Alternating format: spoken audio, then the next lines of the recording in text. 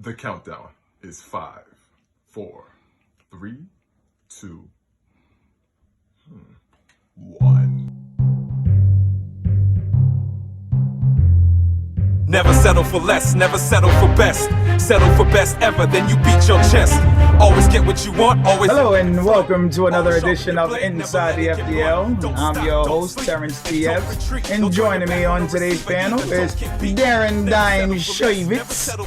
For you, Lou. Screw you. I threw 3 picks. Sixes. 3 big sixes. Mr. Jigga Jay-Z Zimna. Yes, sir. And our special guest of Faces of the FDL, Mr. Fred Team Pick and Builder Killer. Gentlemen, how are we today? Yes. Today we're here to talk about all the previous festivities of Sunday's action, and we're hoping that you stick around to enjoy them as we talk about Team Order, a team comprised of Darren, Rick, Guy, Deshaun, Omar, Ray, Ryan, and myself, versus Team Chaos, a team of Isaias, Lewis, Ben, Gary, Nigel, Primo, and Brett. Had a heck of a game, squared off, and we're going to get right into it because there was a lot of hot takes. I want to know what the urgency of making a trade was for on that. I got a call at work from Darren. Yes, Commissioner. And I was told it was supposed to be Ryan for Isaias, which I was like, all week last week, I took heat for having Ryan and Lewis on the same team. And then the first week I'm not there, I'm getting a call to make a trade to put Ryan and Lewis on the same team.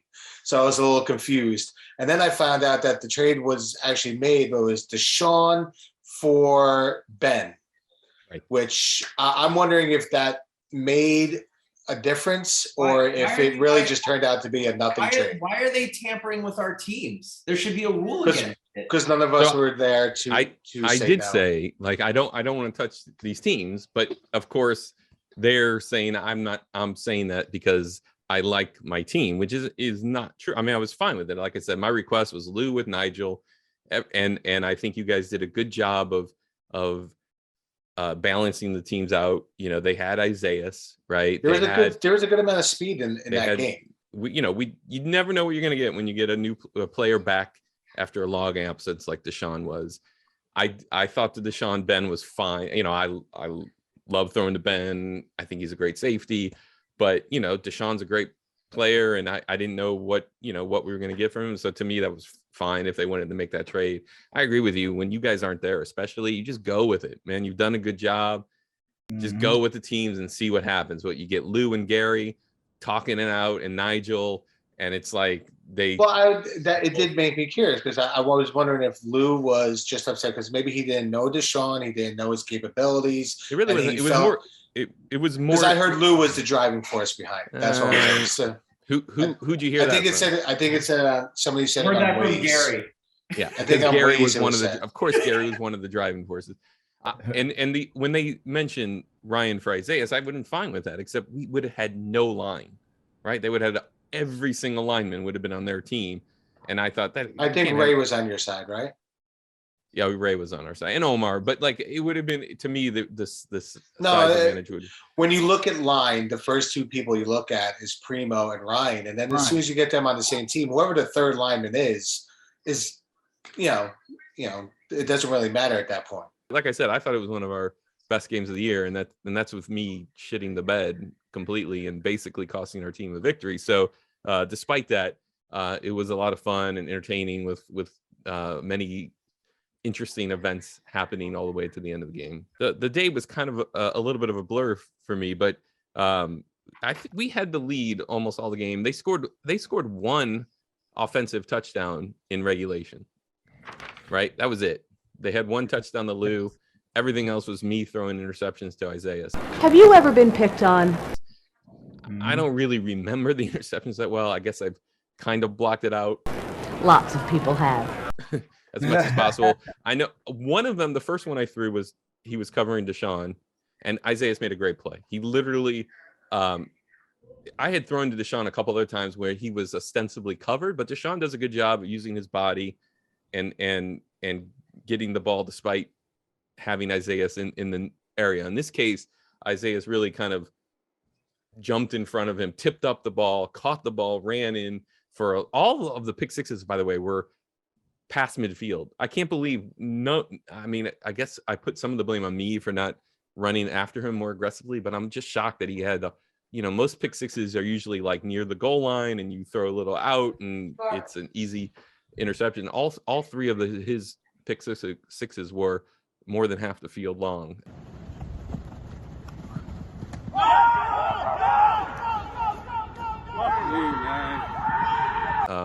So that was upsetting. Darren, I'm wondering if you do remember, like, each interception, what the route was that the player you were throwing to was doing. Were they outs? Were they like, was he just, timing you perfect on the outs? Or no. I mean, the first interception and the last interception were my first read was covered, and so I was just looking to throw the ball somewhere else.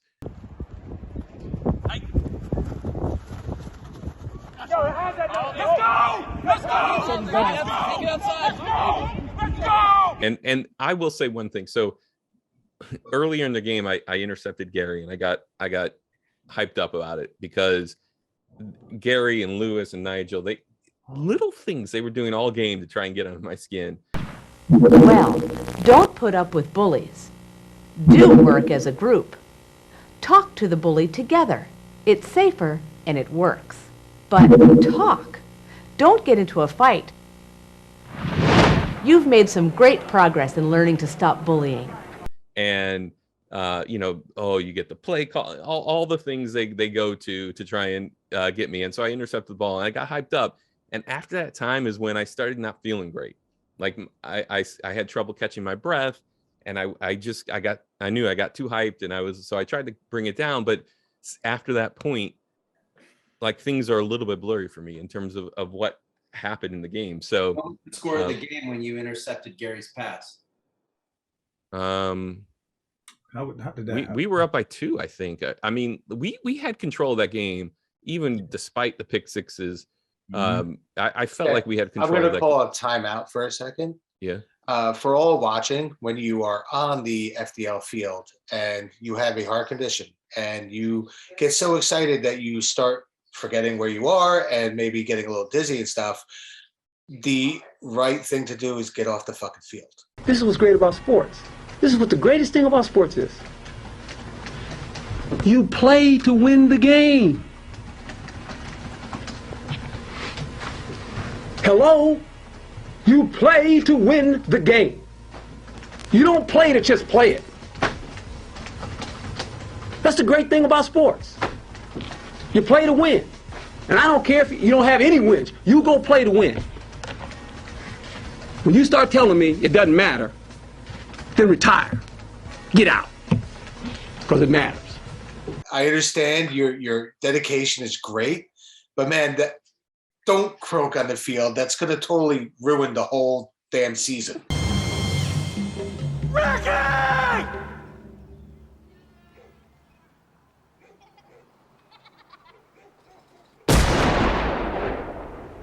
But obviously, at the end of the game, I have a heart condition. It's called SVT, supraventricular tachycardia.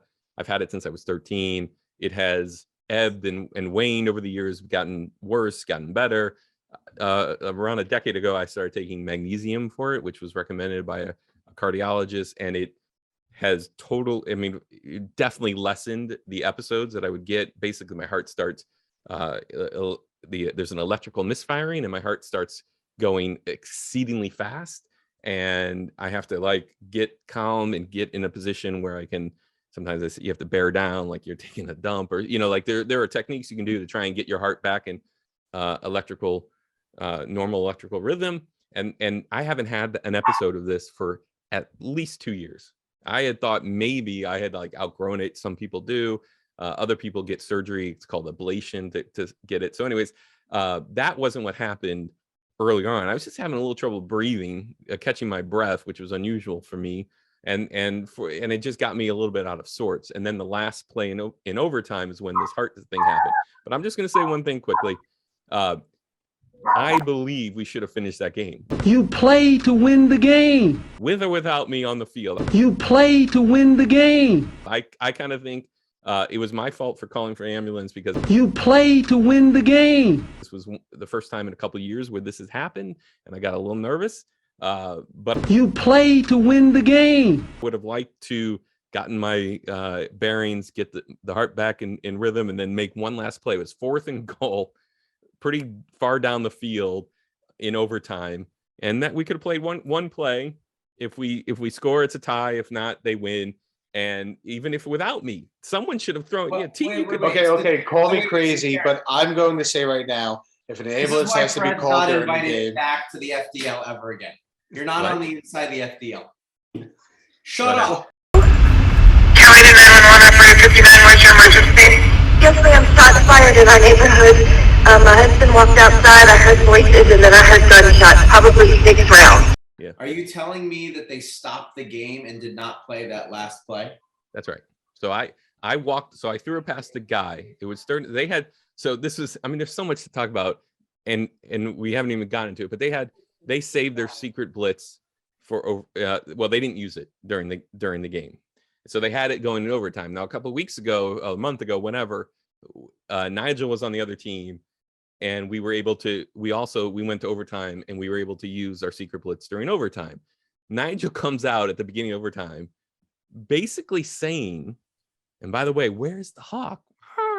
He's supposed to be here, but he came out, and I think he was trying to say that that we should use we should not be able to use the secret blitz. Yeah, it should be nullified and by regulation. Yeah, in overtime. Can't carry it. And he's, but I Well, wait a minute. You have a blitz every 4 downs in overtime as well. Had they already used the blitz?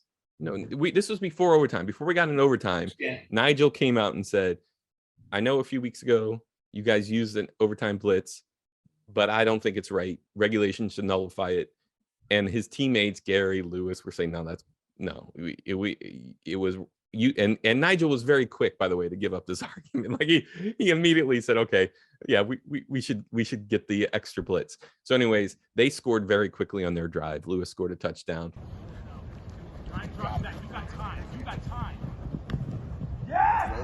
Touchdown. Then it was our turn with the ball. They blitzed on 1st down. We didn't do anything on 2nd down, and then they blitzed on 3rd down. And I threw a pass to Guy pretty far down the field. Brett was covering him. I can go to Isaiah's side.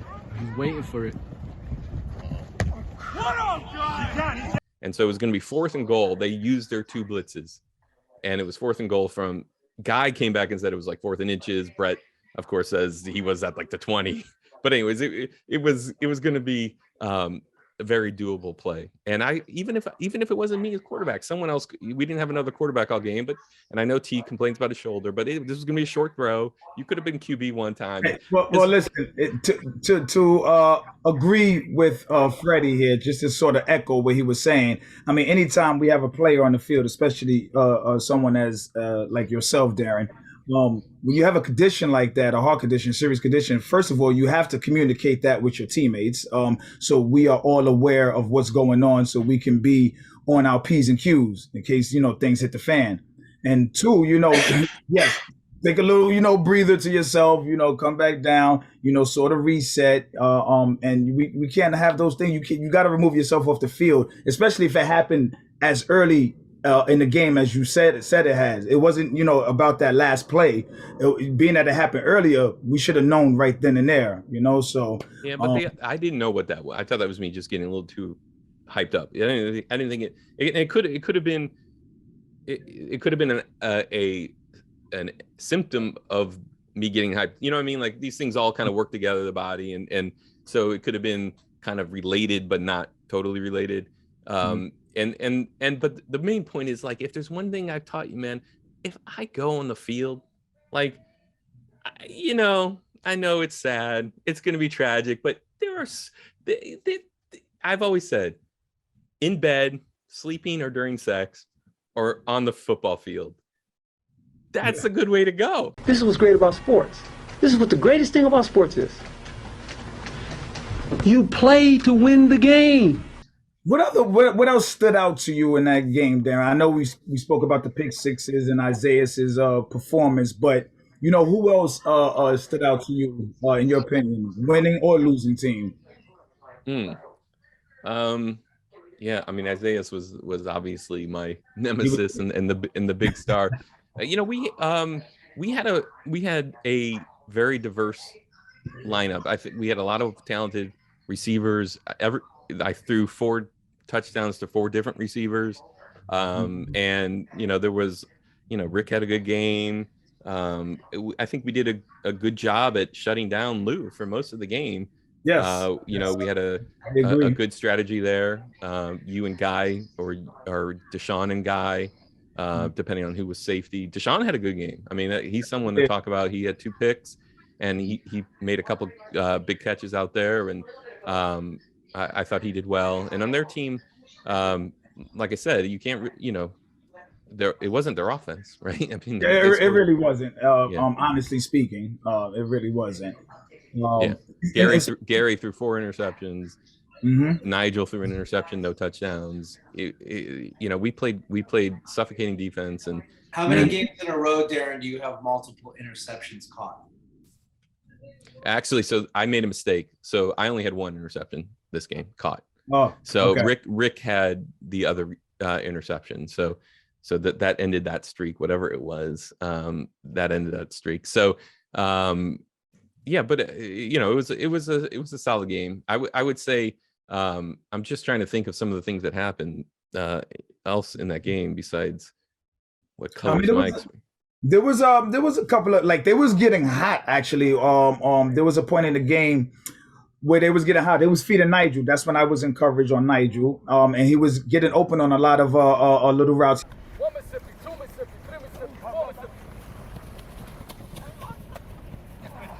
Found ways to get open, but what messed them up on that drive is they was feeding him about 3 or 4 times, and then they finally went off of him. They went to whoever Guy was covering, and that's when Guy made that pick. We thought it was a pick 6, but he got tagged by Brett 5-yard line on opposite field. So again, Guy, he's just one of those players who just always has a game. He's always going to stand out. How was his health?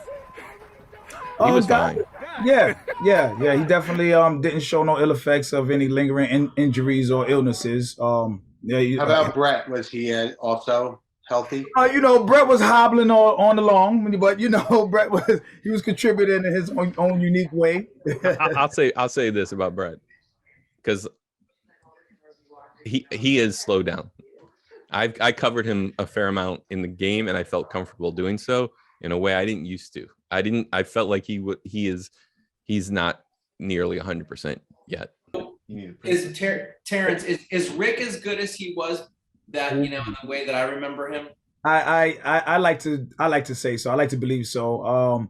Rick, he still makes his diving catches, acrobatic catches, stand out on defense, hustles hard.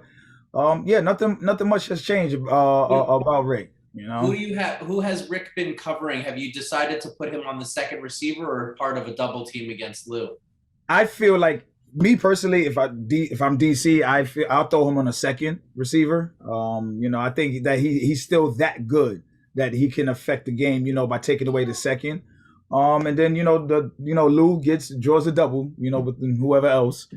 When Fred and I were discussing the teams that he sent me, I mean, I kind of had thought that you and Darren would be double teaming Lou and Rick would play the second receiver. So it sounds like that's what you did. Guy, and I covered the Guy third and receiver. Deshaun, I think, right? Yeah. Guy and Deshaun, or Guy and you, because sometimes you guys were loaded with corners. No, I was in coverage. Usually on the third guy. Usually so it was either me.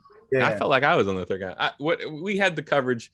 Well, we had a good line. Like we really should have won that game. To me, there are very few games.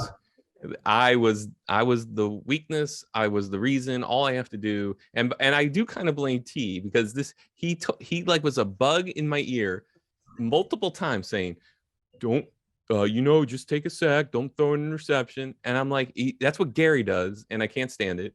And I'm like, how long have I been playing this game? So I think you put something out in the universe sometimes, and that's what ends up getting in my head. So I not only had to have the other team in my head, and I'm telling you, it's like I don't even know if they know they're doing it. I think they do, but Nigel, Gary, Lewis, they're all making little comments to like, mostly focused on me, trying to get in my head. Take your shot, guy. What is that, man? You can't spit beer at me when I'm shooting. No, that's the way we play in the hood. I can do whatever I want to make you miss your shot. He's right. That's You got a better poker face at the poker table than you do on the football field. Who are you talking about? When things are going well, it's easy to tell that things are going well for you. And when things are going bad, it's easy to get under your skin. Fucked your sister. Huh? No, that's true. But I had a game that I would consider like, some of my throws were amazing. Like I felt like I actually was having a pretty good game. I just made 3 like critical mistakes. And like I said, like, I mean, I almost, and part of me is like, why couldn't we just tag him?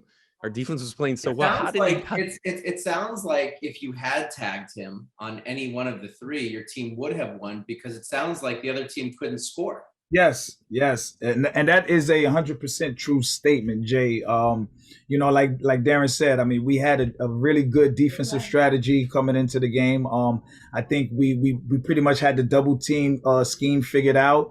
Guys were stepping up on their men. It's just those crucial mistakes. They wasn't really doing nothing on offense, to be honest. It's just one of those things where the game got away from Darren. But at the end of the day, hey, listen, we all have those type of games. We just. What's Darren? What's your record now on the season? Yeah. Yes. Good question. Oh, thanks for trying to cheer me back up. I am 12-4-2 right now. Wow. With a. So that's a 722 winning percentage. The next closest in terms of wins is Lou with 9. Now you see something. Now you see now. You done fucked up, that, don't you? I see what I'm saying. I thought. No, so I'm saying that you done fucked up now. You know that, don't you? So I differ with you. We all have these games. I feel like I do not have these games, and obviously no one has had this type of game. 3 pick sixes in a game. That's and it's a record for a quarterback, let alone an individual player got all 3 of those pick sixes in Isaiah. So that is an unusual game, and it just shows you you keep playing the game, you keep seeing new things on the field. Is this a good segue into who the MVP was this week? Ladies and gentlemen, drum roll, please.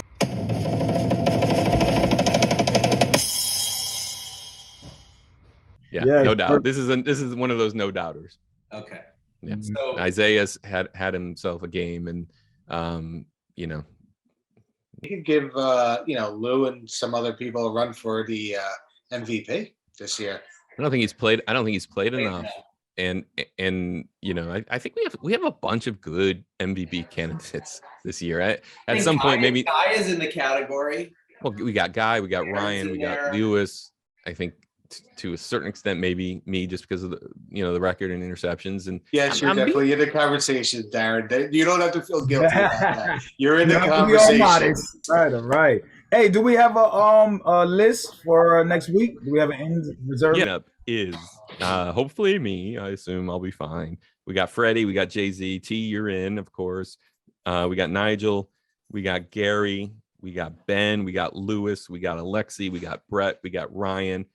And here comes the big surprise. I thought you wasn't gonna do it, Darren. You gonna do it? Yes. Yeah. Why would I not do it? All right, guys. Let's do it. So, after my heart thing happened on the field and the ambulance came out, one of the EMS guys was asking a little bit about the game, and I was talking about the game to him, and ended up getting his email. His name's Ed Vargas, and he's playing this week. Yeah. So one of the most exciting kind of FDL intro stories you can have. And the fact that we have an EMS player on the field is like, what a victory for us. I mean, Double me win. alone, I'm gonna feel so much more relaxed out there with my ticker. He hasn't played in a while. He admitted he was a little bit shorter of a guy, but it seemed like he knows the game well. The age is important. You know how old he is? My guess is around 30. Oh, that's my good. guess is around 30. Not 100% sure, but that's my guess. I'll ask him questions as we get closer. Get my usual 1 to 10. I didn't hear a number of players. I didn't hear about Omar. Okay, so that's unfortunate too. So it wasn't just my heart. We had 2 pretty big injuries in last week's game. Omar went down with what could be a very serious knee injury. I'm not sure. It was a non-contact injury, and he kind every of year for him. No, Darren, that was the Oh no, yeah, you're right. I'm sorry. I was thinking about the collision we had. That was Chris. you and Chris. Oh, that's right, with the knee. Look at the heart. Oh my God! Look what the cat drugged in, folks. My bad, fellas. What's going on, man? We missed so much. Okay, we got to start over. No. Are you serious? All right. No. So Omar suffered a knee injury, unfortunately. Yes. And Primo, I didn't hear Primo's name. Yeah, Primo's out with a foot injury. And you know what I feel bad about? I mean, especially with Chris and Primo, these are guys who rely on their bodies to do their jobs. So welcome, Nigel. How are you? Hi. Good. I'm well, man. We were talking a little bit. Do you remember why you were arguing so hard for the timeout rule? Is that something you would like to see changed in the future? The extra sack. The extra blitz. The secret The extra blitz. Yeah, because there was a game like 7 weeks ago, that overtime game that it just felt like the secret blitz should be regulation only, not going to overtime. Because you're playing with shortened fields, right? You're playing at the 40. You get a blitz anyway.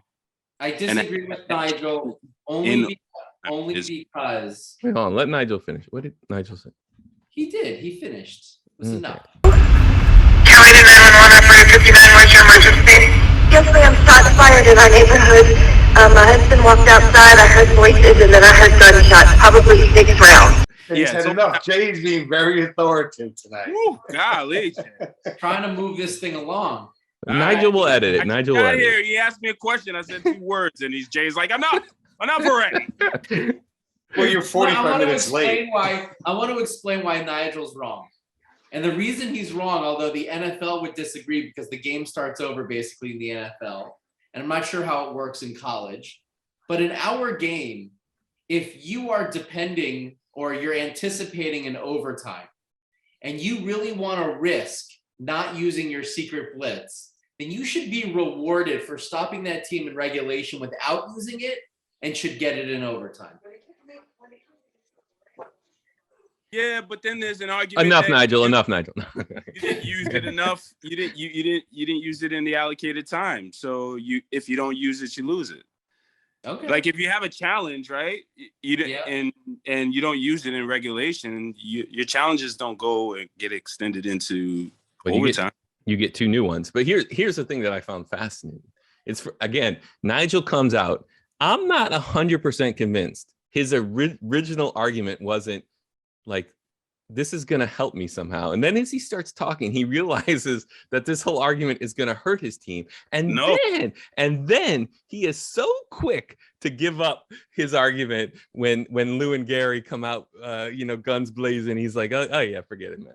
Forget it. Forget I said anything. The team was about to kill me. You know what I'm just saying? So I was just like trying to be fair, but I was using the opportunity to raise a point that, we should consider it because it's such a new rule that, you know what I mean? I don't know whether or not we really thought about all of the intricacies of the rule because it hasn't really been applied in overtime except in one game. Yeah. I will say after dealing with the 2 blitzes, and unfortunately not getting that 4th down play, which we also talked about, but that it is devastating to have a drive with half of your plays, you know, taken rid of. Now I get Jay's argument, you know, like you didn't use it during the game, so why would it go away? I get both sides of the argument, but I will say it's such a killer in an overtime to know that half of your plays are going to come with basically an immediate throw away. That it to me, it's like an exciting game like that. You kind of want overtime to be more pure in a certain way. I don't know. Jay, Darren almost died because of extra blitz. I mean, this is something serious. You can't really just fucking dismiss it. So Darren, how about this, right? So why did Nigel say? He keeps breaking up. What did you say? Nigel? I was saying this is a real serious issue because Darren almost died. I mean, we really need to consider and really think about it, man. That's right. 2 blitz, That's right. half a field in overtime. That's right. It caused me to almost die. That's right, Jay. So Jay, Darren, you still arguing for the secret blitz, even though it may cause quarterback death? I've given up. So how about this? How about starting from the 25 and you're able to keep your secret blitz then instead of starting from the 40? So why can't we do that then? You know, you got to get a first down and like march the whole field. Yeah, from the 25. I mean, you know, why not?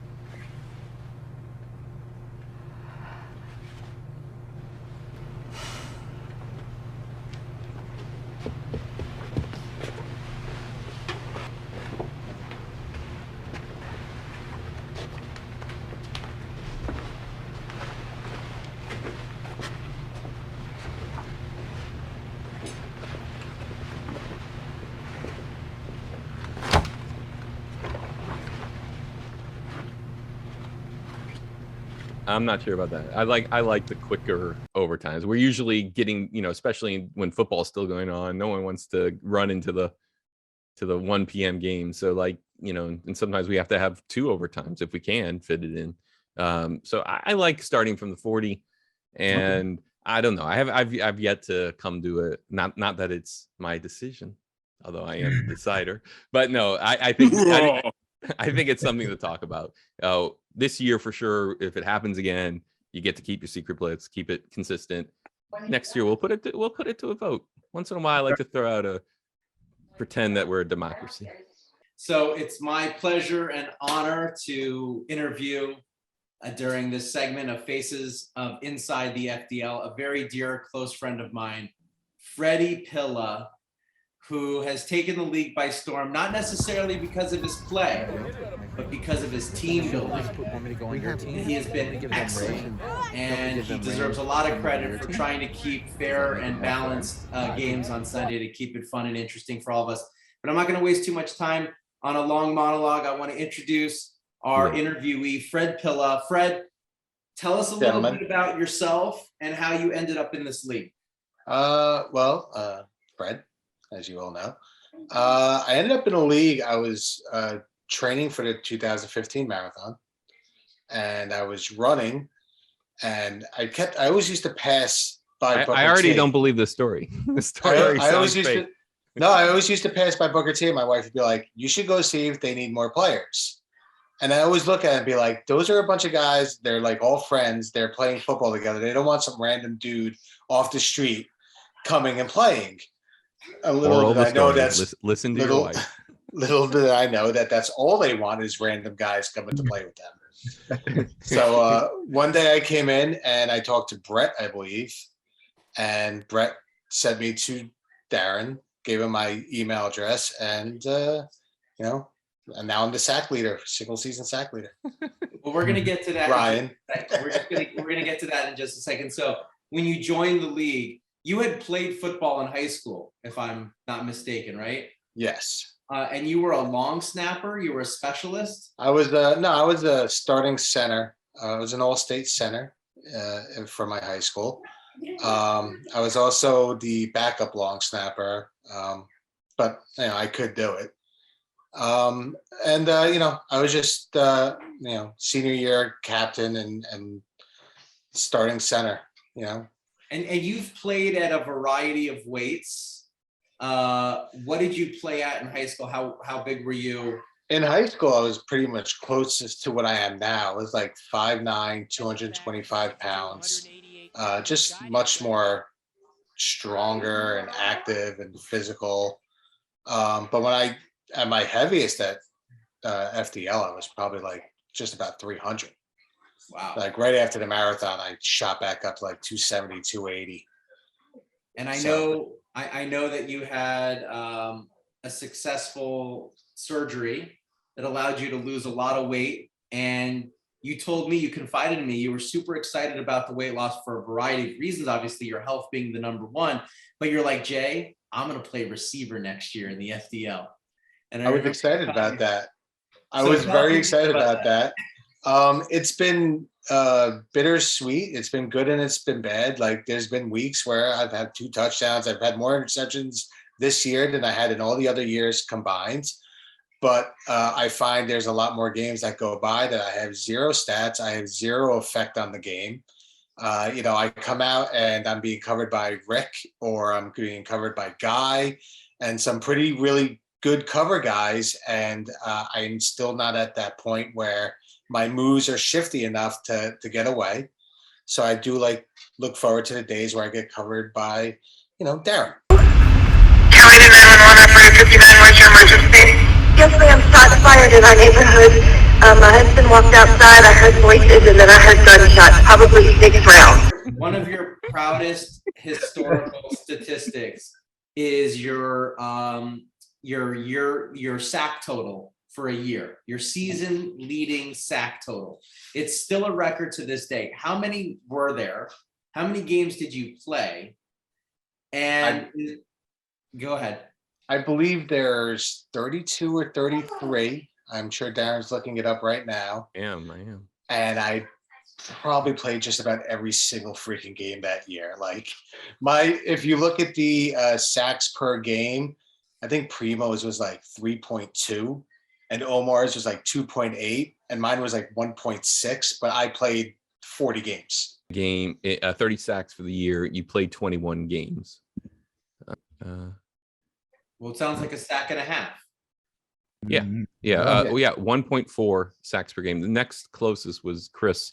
He had 0.8 sacks per game. So he just dominated the season. Now, I will say one thing very quickly. When did you get your weight loss surgery? 2019. Right. So in 2017, you had I think you had. Hold on, let me just really quick. You had 2 touchdowns. In 2018, you had 4 touchdowns. And then in 2019, you had 12. And then so far this year, you've had 10. So it's made an impact. Right. For sure. Right now. Good job, Freddie. Right. Now, you're a that first year when I went from 4 to 12, I lost comeback player of the year to Jet. I'll never forget that. Apparently, I called him that day. I was like, I can't believe you fucking won that prize. That was in 2019. You're right. Yeah. I have another question. I have another question for Freddie P. Okay.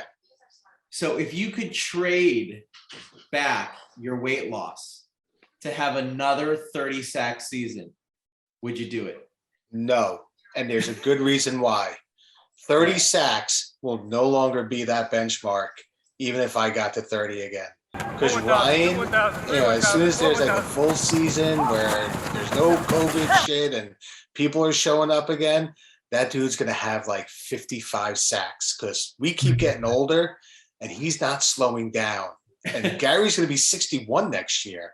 How many times is he going to sack Gary? Like he's going to just jump over people and sack Gary. How many sacks does Ryan have this year? 20. He's at 20. 20? Wow. Well, yeah, he totally could do it. He could totally do it. He could do it this year. We have, like I said, somewhere between 2 and 6 games. Hopefully, probably between 4 and 6. I want to finish the interview with Fred to get a little bit of insight or give a little bit of insight to the rest of the FDL as to what goes into Freddie's mind when he sees the number of participants on any given Sunday. What are you most concerned with when you send me the lineups that you've decided? So there's three major things I look at when it comes to the teams. I look at the quarterbacks that are there to play. I look at the guys that are able to cover. And then I look to see if Lou is playing. If Lou is playing, I know right away that one team is going to have a better coverage system. I'm putting myself on your team because I'm better than Ray. I think this is trying to make it just not a fun game. Yeah. You're out of your mind. Every play, the quarterback can just say, okay, it's third and, the whole field to get a first down. I'm just going to throw it up to Lou because you got Fred playing safety and Darren covering Lou. I mean, that's just, we're getting beat without a doubt. So he has to be able to be covered, and he has to be able to be covered the whole game. So if there's a sub, that team needs enough players where if one guy's taken out of the game, it's not going to be Lou. Like, I think that's just boring and too easy. Nigel wouldn't know that because he never plays with him. But, it's really about coverage. There, you got a point there because back in the days, let's call Lou a 1A athlete, right? Back in the days, or I should maybe 3 or 4 years ago, we would have a Rob, we'd have Maba, we'd have a Zach. You know what I mean? There'd be other athletes or players that sort of would offset his skill set. And since a lot of them don't show or don't play anymore, it's harder to, I can imagine it's harder to make those teams because you could, theoretically, you could offset one for the other, even though maybe Lou might be the most superior athlete you've had in this league. I don't know. I haven't been in the league forever, but if you had a Rob around, it's much easier to make a team. No, Fred? Yeah, it's easier to set it up. I mean, Lewis usually is, even when there's a Rob there, the only person that I ever saw Lewis turn around and say he needed help with was that tall track star kid. Ola. Yeah, I remember him having fits against him. Like I think I was playing safety and I was supposed to be doubling somebody else because lose the lockdown and he had Ola. And he turned around to me and he's like, "You gotta play straight up safety. You gotta play straight up safety. I need help. I was like, whoa." I don't even think those words, I don't think they're in Lou's vocabulary. I didn't think they were either. If I didn't see it for myself, I wouldn't believe it. But that guy was a great matchup. Just to answer Nigel's question, we've never had anyone of Lou's athletic caliber. We've had some great players who were, above the rest of the crew in their own right, whether it's Rob or Jeff Kraft or Zeth. Yeah, Zeth is another great example. I would definitely put Jeff Kraft up there. Definitely. Yeah, Jeff was probably the best match in terms of just being above and beyond where everyone else is. But not to pump. I even hate talking about this because Lou's head is just come on. I mean, hey yo, what the fuck? Let's pause for station identification. So anyways, well, thank you. Jay, is that the yeah, that's it. That was great, Freddie. That was awesome. Thank you, Freddie. Freddie is, like I said, awesome, guys. When he came in the league, he was playing the Lou role, trying to get in my head and being an asshole to me. And I said, who the hell is this guy? Why is he playing with us? I'm tired of him, and he's just, he's one of my good friends now and a terrific person. So it's just another example of how cool this thing is. Can you tell me, like, from high school to FDL, do you favor, one versus the other? High school's got to be. I couldn't even tell you what I would trade right now to put pads back on for a year and play like another season of football. Like, they don't really beat that into your head your senior year of high school when you're not going to go play in college. Yeah. That's really literally the last time I played real football. And that's why when I saw that thing about the USFDL or the XFDL, whatever they're doing now, like if I was Lewis, 32 years old or whatever, I'm in great shape. I would so do that in a heartbeat. I don't care how much they pay me, just for another year of pads. That was the best. Nice. Fred, real quick, you were all state in New York State, or what New state? York, 1995. Wow. Yeah, New York's not really the best state for football, but it was a good year. We lost in the state championship the year. I played in the Carrier Dome. That was amazing. Wow. That was really awesome. Did you know that? Did you know he was an all-state center? Jay? No. No, I'm just learning myself. That's all. If it was Lou, we would be reminded of that every day. So that's the difference between these two gentlemen. Well, I'll get the T-shirt made up. Nice. Hey, Hawk, you were late to join. You know, do you want to say anything? We have an hour and a half for you to cut down to 40 minutes. Nah. It was a great game. Full of a lot of drama, and it's so sad to see that we might not get the permit extended. But I wish I could be out there this Sunday, but I'm not, and can't wait. Can't wait to the next opportunity. Nigel, I'm glad you brought up the permit issue, because I know Darren spends a lot of time and puts a lot of effort into extend it. And what's so sad to me is that he on occasion has figured out a way to get us a couple of extra weeks late in the season. And I do remember a year where we had an April permit. No one showed. At some point, all these guys go into softball season or doing other things on the weekend, and we didn't even use it. So I love the effort, Darren, but give yourself a break. I just don't see these guys necessarily playing beyond March. My goal is to get those last 2 weeks of March, because that's history, and we always have our final go away party. Yep. Which the other thing that started the day off giving me grief is they're talking on the sideline about how I'm pocketing funds and I'm like, you got to be fucking kidding. You know how much money I pay for this league? The joke was that's why he was investor of the year, because he's been embezzling people's $40 all these years. That's why he landed on the New York Times list.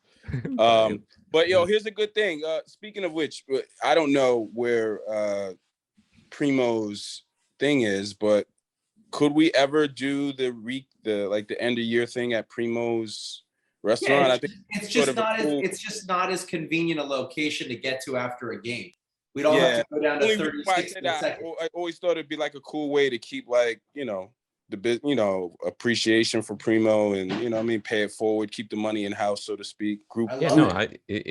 Again, the reason we go to I don't know where it is, but I can only 36th and 2nd. I see. Yeah. Okay. Yeah, it's a drive. I think last year, even though we didn't have a regular final party because of COVID, some of the guys went to Sarge and had the final meal. I'm fine with doing it, but it's the only reason we choose that bar is because it's right next to the field. So, but we could, even if we don't do the end of year party there, we could absolutely do a kickoff our Labor Day, the start of the new year at Sarge's, and that'd be cool. I can remember one year we did that at Maba's. That was a great time. Time. Yeah, we gotta get Maba back in the field too. Maba's gone. Maba doesn't even respond to anything anymore. Maba's gone. Yeah, it's a different life now. Maba went Hollywood. Hollywood. He was always Hollywood. I loved playing with him, man. He was such a class act and such a good athlete. Yeah, he was, and it'd be a lot easier for Fred in the team building. Hey, do you guys feel like jinxing anybody from this week's game? I was just kidding, Jay. I'm going to carry over my pick from last week, which was Jay, which you never showed up, even though you had a negative. Fake news. There's a lot of fake news. Yeah, I love that. So I'm going to go with Jay. I like it. I'm going with Ed Vargas. He's a hero. Even if he doesn't, Darren's life. Yeah, even if he doesn't do anything on the field, he'll probably help us on the sideline. Is Ben in, Darren? Ben's in. Okay, yep. So I'm going with Ben again. This week. Yeah. And I'm gonna go with Ryan. To me, he's he's going to hear this and decide he's going to get that sack lead this year. So I may have suckered him into that. Just make sure you put Lou on Gary's team. I don't want to hear it. It's funny you should say that because I am going with Gary. I think he plays a full game of quarterback and he gets into a rhythm. And Gary has one of those 5 touchdown, 2 interception games where he only yells at his team half of the time. Nice. I would like that, except I'm clearly going to be on the other side. What'd you say, Nige? By the way.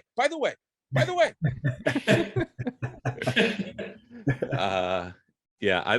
Who did I already say who I'm going with? Did I not say? Oh, I said Ryan. Yeah. So okay, that's good. All right. We're going to need a couple players though. I think we may need a couple. Now, Why? How many do we have? Out the players already? Who's in? What? Did you guys? Yeah, do we that did or? that. It was me, Fred, Jay, T, Gary, Ben, Lewis, Alexi, Brett, Ryan, and Edwin. So we have 1, 2, 3, 4, 5, 6, 7, 8, 9, 11. But keep in mind, it's only Tuesday, so yeah, we might get some stragglers in there. Well, we have a bunch. I mean, the injuries are piling up. Chris, Primo, might get Rugby Frank. Hopefully, Yeah, Rugby Frank. Where's Rick? Hopefully he come back. Rick said he probably can't make it this weekend. Hold on, guys. I got a special treat for you. You don't have to put this in. But I'm number 74. You can't see it, can you? Oh, send that up. Send it to Nige. There you go, Freddie. Nice. Oh my God, I feel so bad for Nigel. We're at an hour and a half, so okay. Send us off, baby. All right, boys. Well, thank you so much, folks, for joining us once again on Inside the FDL. Make sure you stick around, tune in next week because you never know where you might hear your name. Nice. Take it easy, boys. All right.